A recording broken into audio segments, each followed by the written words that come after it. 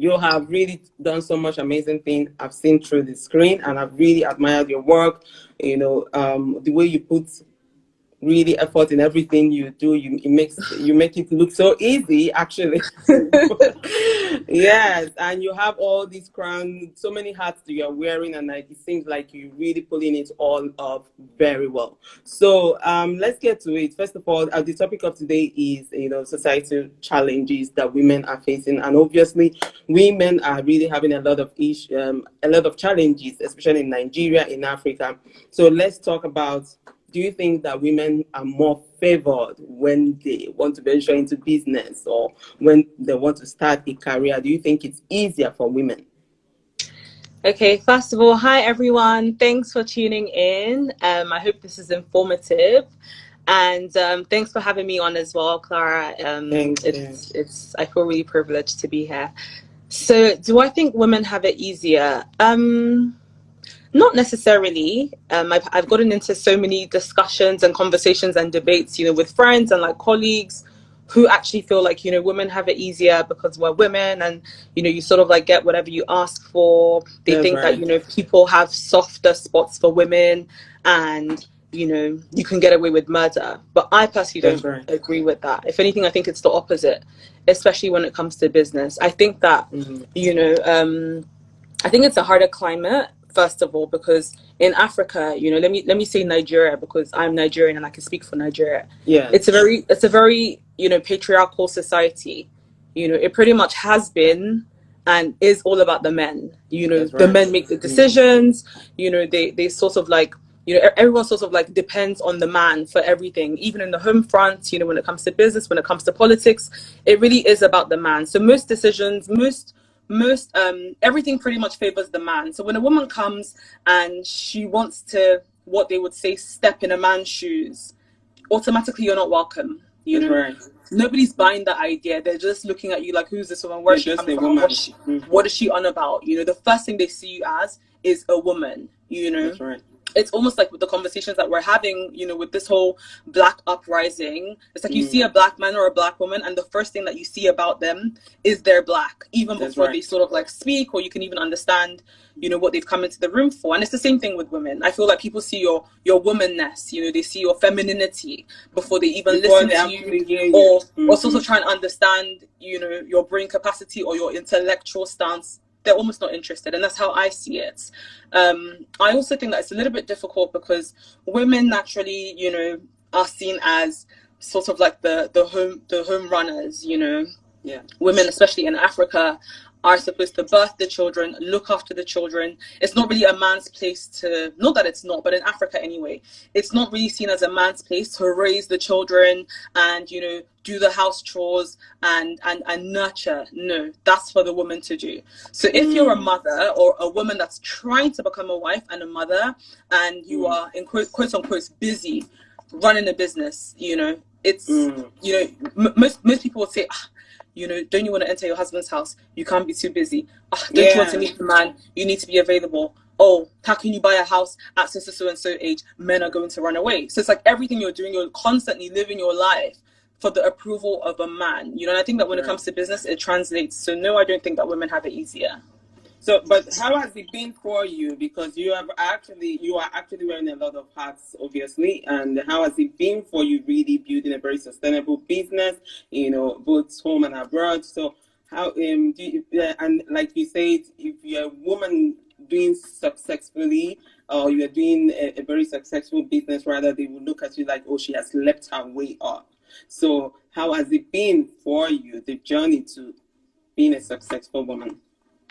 Okay, so for me personally, it's been a really successful woman. I think you are very successful. Well, thank you. I mean, I never identify myself as successful because I feel like I have so much more to offer.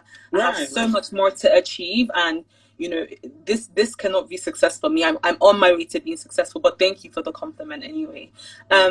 So for me, I feel like it's been bittersweet. I'll say sweet because my partner and I, we have been sort of like the pioneers of certain things, you know, whether it was the fact that we've been the longest standing luxury hair company. You know, we've had our company for 12 years now, and still running, you know, really well. You know, whether the fact that we were like one of the first, you know, young girls to sort of run a business in England, and then also move to Nigeria, get a salon, you know, move into a bigger space. You know, now we have a mall, we rent out spaces to other people. We've even branched out to another business. You know, now we have a restaurant and a lounge as well. And Brass and Copper, right? Yeah, Brass and Copper. And, you know, we have an amazing space that we're very proud of. So for me, like, it's been great because, you know, we've been able to inspire a lot of young women. People are able to look up to us and, you know, just pretty much like wanting to basically like be like us. So that for me is great. Now, why has it been bitter? It's bitter because, sorry, I'm just reading this comment. Yeah. Okay, right.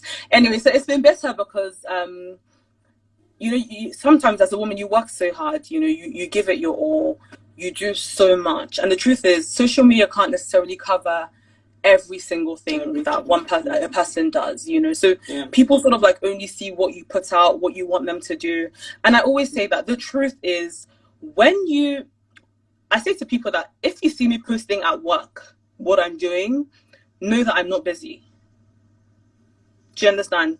Because when I'm busy, I do not have the time to post. If I'm dealing with a client, I'm not physically holding my phone whilst I'm having a conversation with a client. You know, if I'm trying to sell hair, or I'm trying to, you know, sort of like deal with my customers in Brass and Copper, or I'm training my staff, or I'm doing certain things, I don't really have the time to snap. So all you're seeing is the little bits and bobs and snippets that I'm putting out, you know. Like I've had 5 different sessions today, talking to different women about their business, you know, from 12 p.m. You know, I've just got off my last session. I've just had my last session.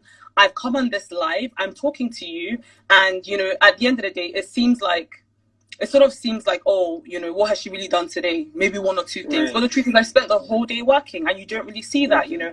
But I think for most women, you know, they kind of like, I don't know. I don't want to say everyone, because obviously not everybody's like that. But you have a lot of women who, you know, let's just use the word, they're haters. And what they will say is, because maybe they don't necessarily have the strength or the zeal or the passion to work as hard as you do and to achieve the things that you have, you know, it's easier for them to boil it down to, oh no, it's not possible. She must have slept her way up. Oh no, a man must have helped her. Oh no, she couldn't have done this by herself. You know, so sometimes your success serves as a mirror to other people. Do you understand? And it serves as a mirror where it now reminds them of what they're not. You know, and in order to feel better about themselves, what they will do is basically try and pull you down to their own level, you know. But what you must not do as a woman is to fall for it. Do you understand? You have to be Ray Charles to the BS. You don't listen, you don't pay attention, you keep moving, you keep striving. For me, my haters serve as my motivation. You know, you come say something bad about me, try and pull me down, you're literally spiraling me literally 100 steps forward, because I'm going to prove to you that I'm exactly opposite of what you think that I am, and I can do so much more. So okay, I'm gonna spin this question around to what is happening in Nigeria right now regarding the girl that was raped and she died. I'm gonna spin it in a way that is also in line with what we are discussing, because, for example, women that are successful, they slept their way up. So how do you think that we are in our society, we can actually change this ideology that people have, that every woman that is successful in our society are actually sleeping with Mr. A or Mr. B, or maybe she has really sold herself to, so that's why she's not speaking up against what happens or what is happening now or not. So I really want to understand, does it have anything to do with people not speaking up, or does it, do you think that, or how can we wipe the whole ideology of she slept her way up? How can we make people understand that a woman is working hard, she's working hard?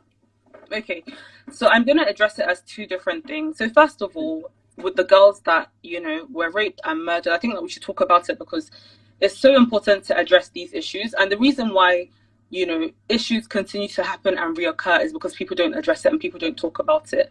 You know, the typical Nigerian reaction, and I'm not even going to say Nigerian men, this is just the typical Nigerian reaction to a girl was raped. Where was she raped? Where was Who she? did What that was she to her? wearing? What was she wearing? Why was she walking alone? Why did she go to read in a church by herself? You know, who reads in a church anyway?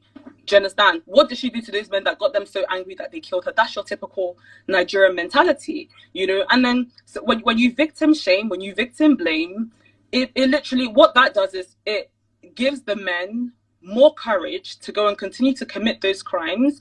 And it literally stigmatizes the women so much that when it does happen, they don't even want to report it, you know? A typical African parent, if you go to them and say, oh, you know, mommy, I got raped, I can imagine that the response will be, don't tell anyone.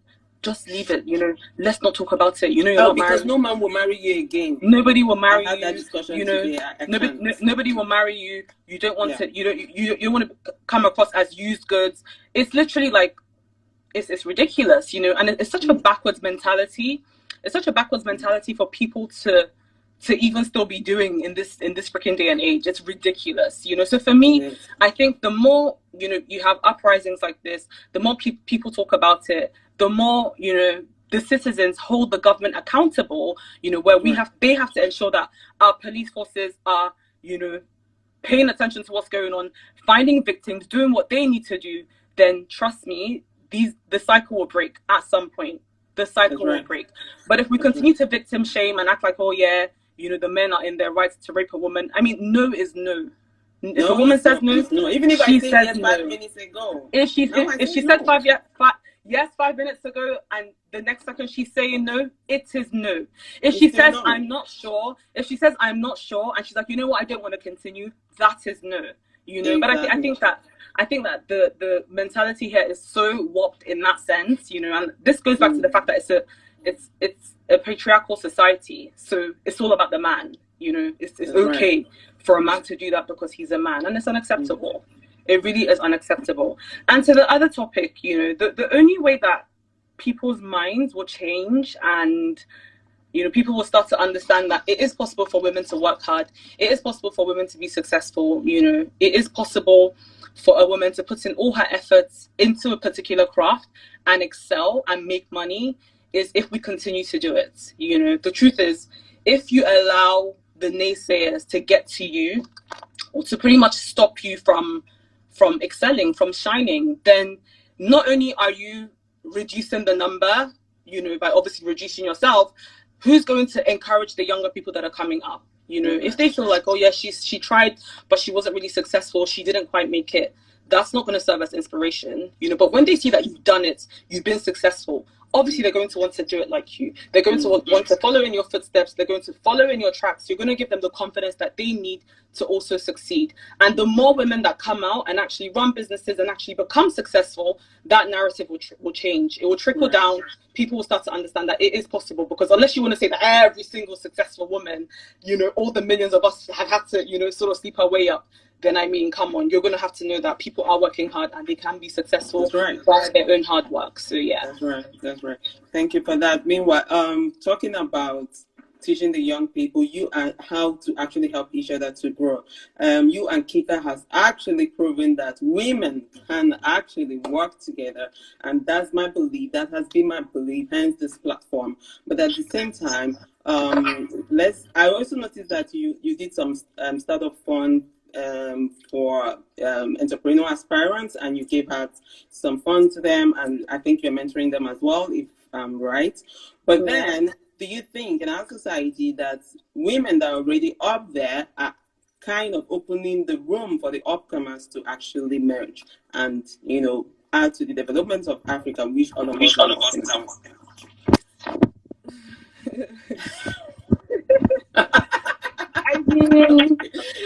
I mean, somebody that smiles really has a hold.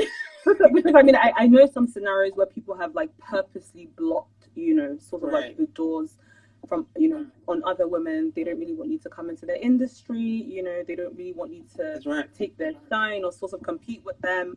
And that's kind of like how women can be. Women are very possessive, you know, whether it's with their husbands or their boyfriends or their friends or their businesses or their food, whatever it is. A woman wants what she wants. and she wants to have it alone, you know. And I think what the issue is sometimes is because when a woman rises, she rises, and then most times she's the only woman at the table, you know, a table full of men, and you know that kind of like is a special position to occupy. So the women start to feel special, and you know it's kind of like a big deal that you're on that seat. So sometimes seeing another woman coming up, you know, they sort of see that as a threat, and they don't really want anything to come and interrupt their shine, because it's just the natural sort of like, you know, persona of a woman.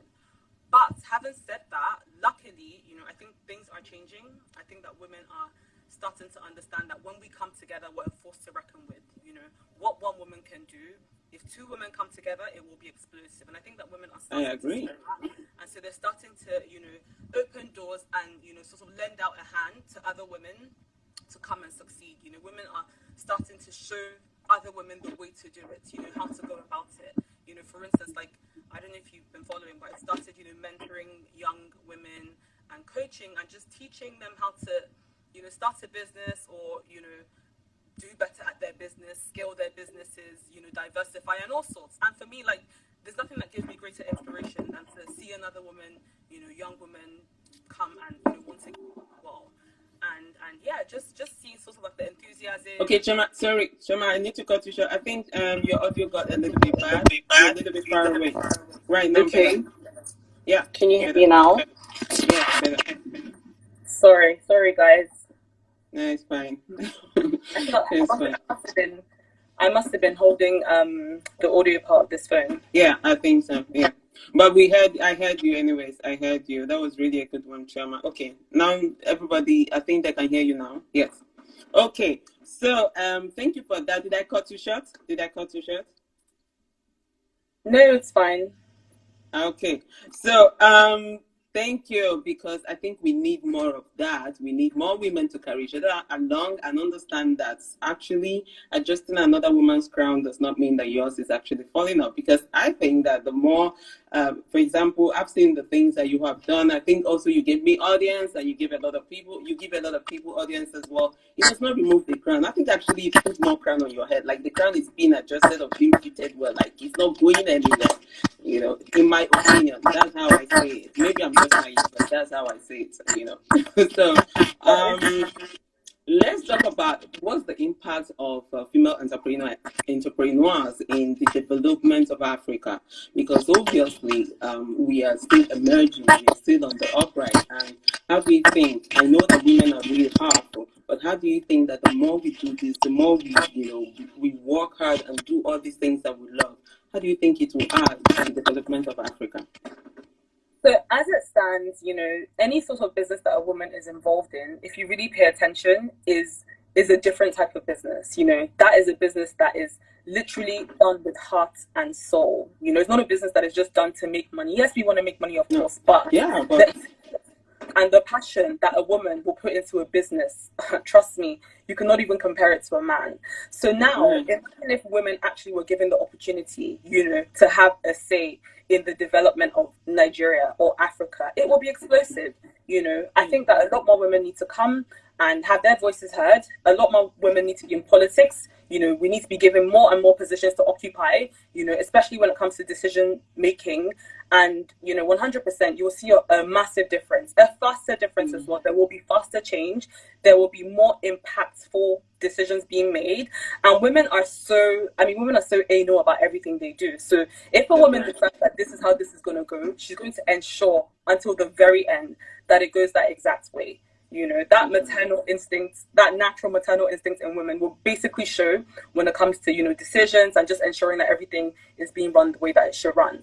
And I feel like women are not necessarily as greedy as men, you know, because women are not necessarily under the sort of pressure that men are when it comes to sort of having money or providing funds. So we don't really have that, you know, okay, I need to make as much money and pack as much as I can. We don't really have that. So once a woman is given an opportunity, she will actually deliver, you know, before she starts thinking of stealing or embezzling funds or anything like that. So women definitely need to be encouraged. I agree.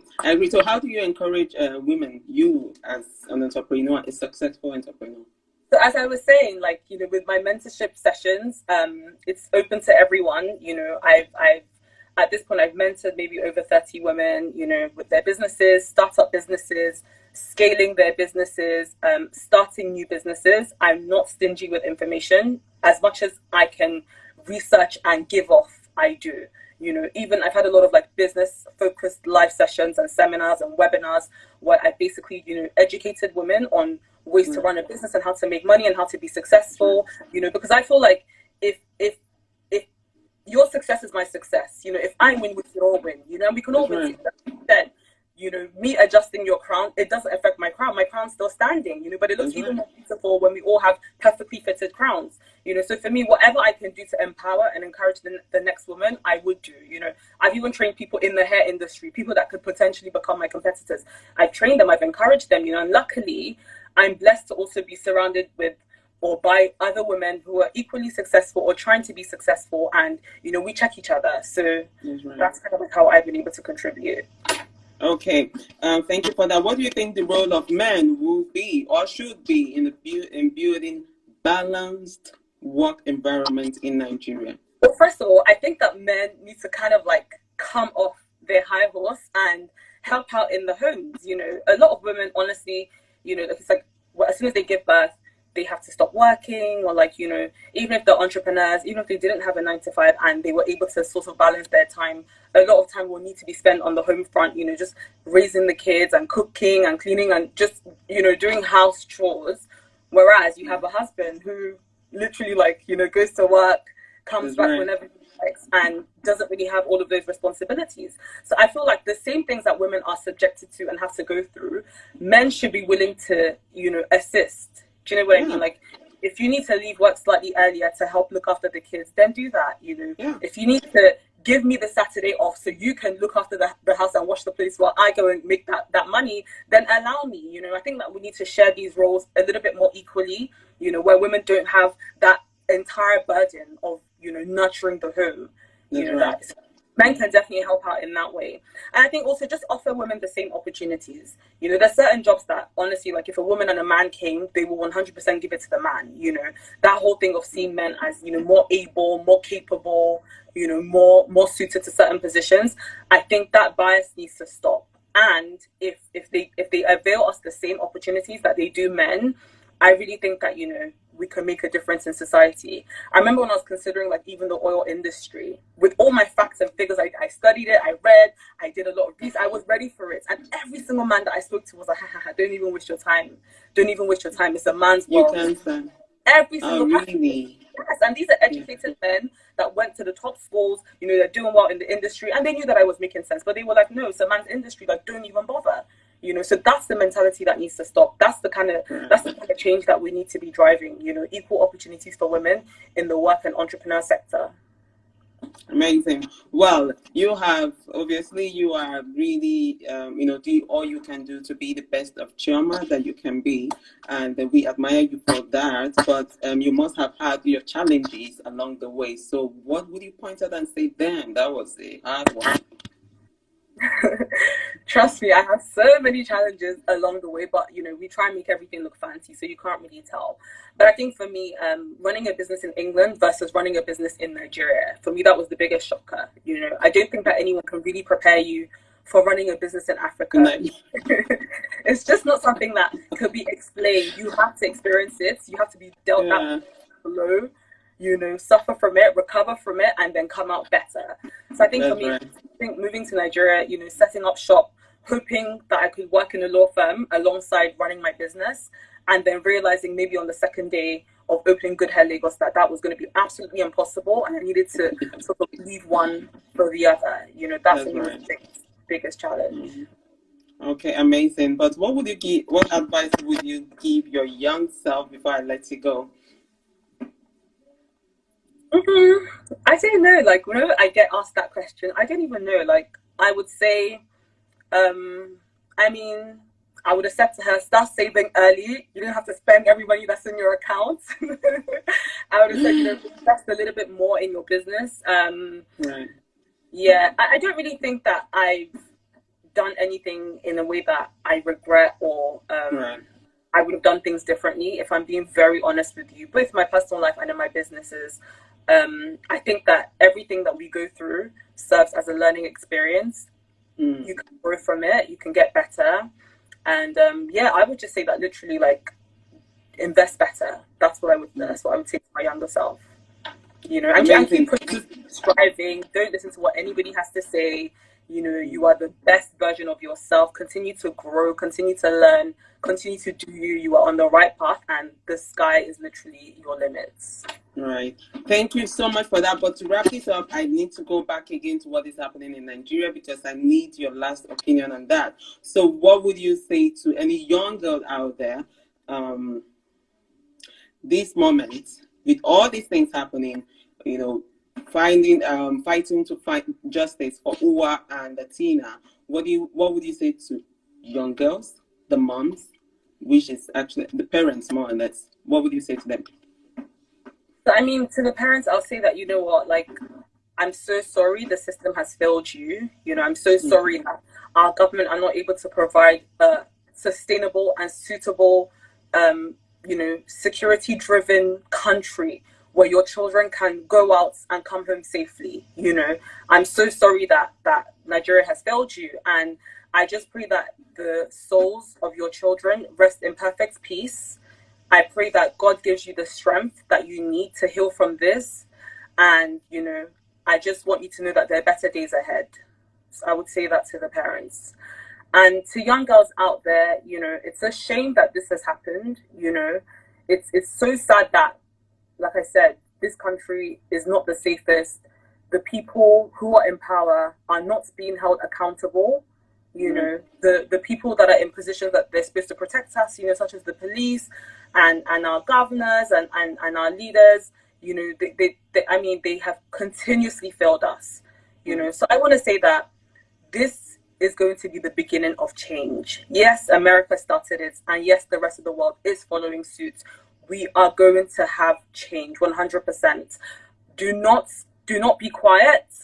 You know, do not be quiet. This is not the time for silence. I've said to every single person that I know, this is the time to speak up. This is the time for your voices to be heard. This is the time for your hearts to be amplified. Put it out there in whatever way that you can, whether it's social media, whether it's in discussions with your friends and your family and your colleagues, whether it's in educating the people that do not really understand, you know, whether it's in your petitions, whether it's in your contributions to people that are, you know, actively out there trying to make a difference.